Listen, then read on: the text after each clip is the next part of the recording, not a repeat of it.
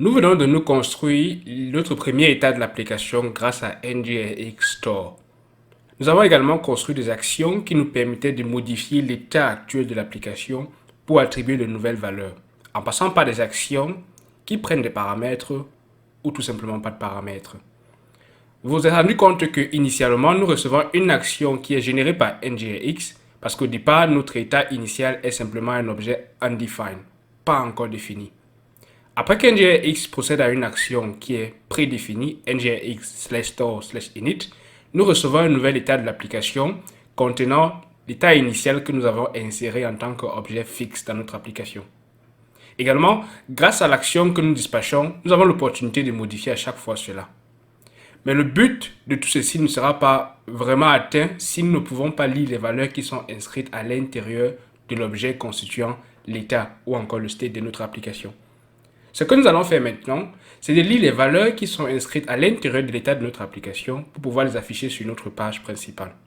Pour cela, je vais procéder d'abord à la préparation de mon template et je vais inscrire simplement des valeurs qui vont me permettre d'inscrire à la fois dans un titre H4 le username dans notre application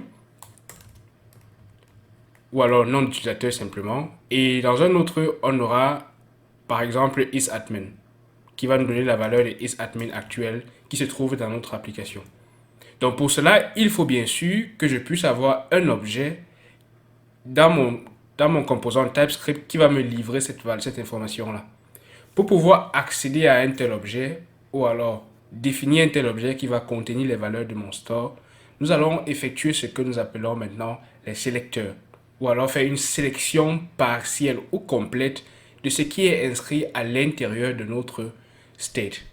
Pour pouvoir le réaliser, cela est relativement simple. Donc, d'abord, je vais créer une propriété publique que je vais appeler user, dans laquelle nous allons sauvegarder simplement les informations de notre utilisateur. Pour cela, je vais simplement dire que c'est égal à un objet vide initialement. Ou alors, on va voir tout à l'heure comment est-ce qu'on pourra le remplir. Donc là, je vais mettre à un objet libre vide initialement. Et pour pouvoir remplir cet objet-là, je vais devoir accéder à partir de mon store pour pouvoir sélectionner une partie ou alors l'ensemble de l'état de mon application. Pour le réaliser, j'ai déjà inscrit le store dans mon constructeur et comme dans le cas de dispatch, je peux également le faire pour pouvoir recevoir les valeurs. Pour cela, au lieu de dispatch cette fois-ci, nous allons appeler select. Select permet de récupérer une partie de notre store pour pouvoir le réutiliser. Donc là, je vais me servir de la méthode select qui fait partie intégrante du store. Et select me donne l'opportunité donc de récupérer, comme le montre mon éditeur de texte, le state actuel ou alors l'état actuel de notre application et pouvoir le retourner sous forme d'un observable XJS auquel nous pouvons souscrire naturellement.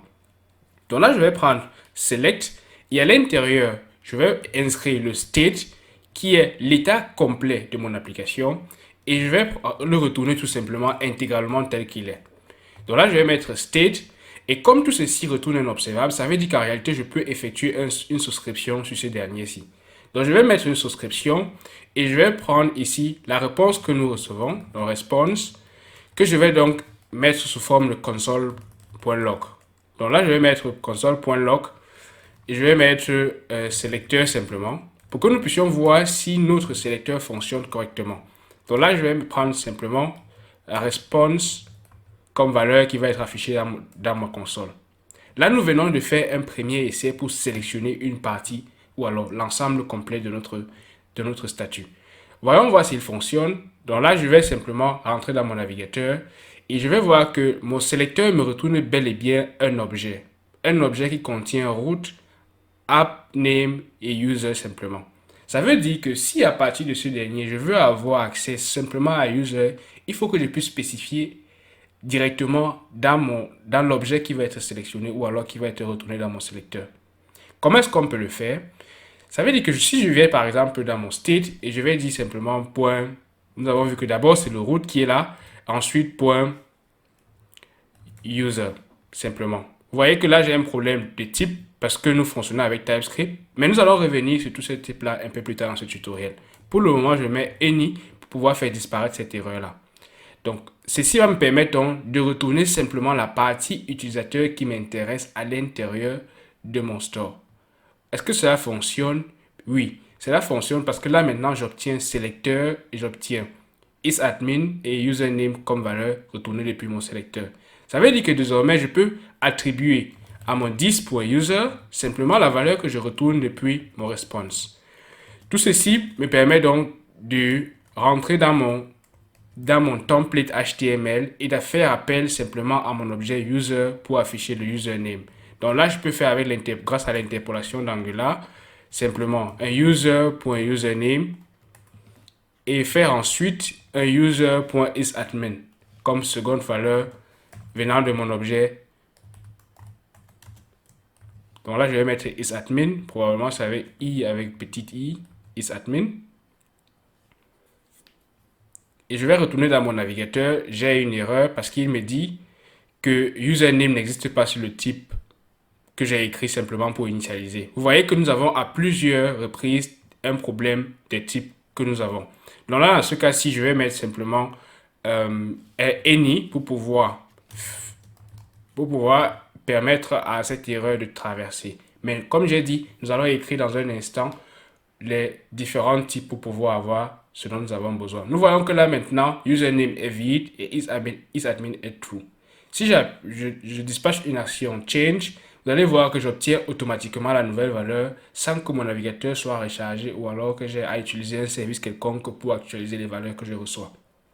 Nous venons ici de procéder à la première technique que nous avons pour pouvoir extraire les valeurs de notre store.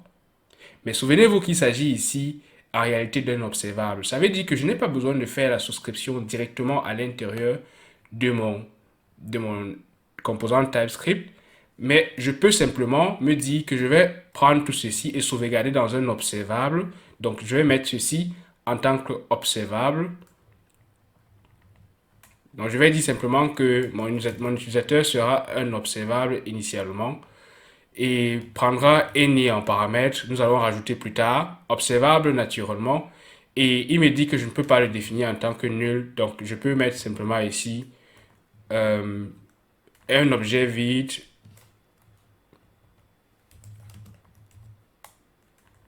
et mettre simplement que c'est avec as observable.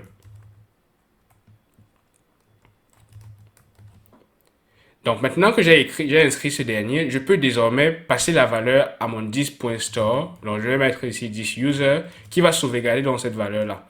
Maintenant, je ne peux plus avoir accès directement à cette valeur dans mon template. Naturellement, il faudrait que j'inscrive d'abord un pipe avant de pouvoir avoir accès à ce dernier. Pour le faire, j'ai juste besoin de mettre user et de mettre async pour pouvoir avoir accès à ce dernier-là. Donc, j'ai besoin de mettre async pour avoir accès à mon objet. Et après avoir inscrit async, j'aurai désormais accès à l'objet concerné et je peux venir simplement faire appel à username. Pareil aussi pour le isAdmin. Je peux simplement récupérer la valeur que je reçois à l'intérieur pour pouvoir faire appel à isAdmin. Ainsi, nous aurons résolu le problème que nous avons lorsque nous avons affaire à notre propriété. Donc apparemment, j'ai appelé avec user dollar parce que je suis habitué à nommer mes utilisateurs avec dollar. Mais dans notre cas, nous n'avons pas de dollar naturellement. Il faudra prendre simplement un utilisateur, le user tel que nous l'avons défini à l'intérieur de notre composant. Donc, est-ce que ceci fonctionne réellement? En rentrant dans notre application, on se rend compte que oui, on a toujours isAdmin à true. Et lorsque je change, je reçois toujours la même valeur. Donc ainsi, on peut faire pour sélectionner une partie des éléments que nous recevons à l'intérieur de notre state. Mais ce n'est pas la seule méthode que nous pouvons utiliser pour le faire.